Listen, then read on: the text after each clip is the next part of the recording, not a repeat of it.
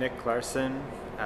We're currently in the sculpture facility at The Ohio State University, where I go to grad school. I started here in 2016, and I'll graduate next spring of 2019. The summer after I graduated, I got a job working for a printmaking studio in Pennsylvania, and I spent that year and a half that I was working there kind of consumed by the job and not making any artwork at all. And I felt in a way like I'd become kind of the statistic that's so often quoted to young artists, which is that something like 85% of people who get undergrad art degrees stop making artwork after they graduate.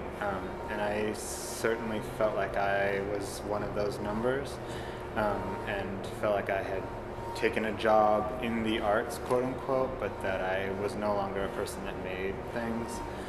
And moved back to Nevada with the idea of making books, and I didn't know if I was making books as an artist or if I was making books as a publisher, sort of facilitating projects for other artists, but that was an interest of mine.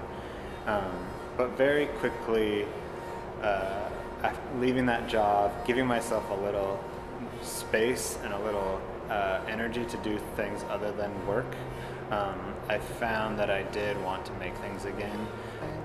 And so to win that fellowship in 2010 was really the first sort of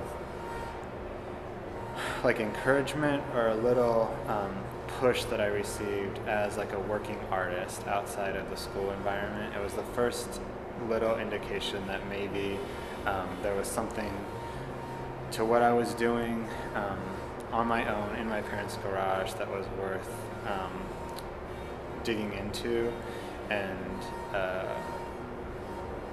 those sorts of validating moments, I guess, are few and far between, and it came at the exact right time when I definitely felt like I was maybe in that 85% statistic of artists not working. I think state funding for artists is super important, especially for artists working in ways that aren't necessarily commercially viable or easily bought and sold in a gallery, and particularly in a state like Nevada where there isn't a huge commercial gallery system in place anyway. So it's a way for artists to keep doing what they're doing without necessarily having any other income streams coming in. So yeah, state funding. How else can you support a career?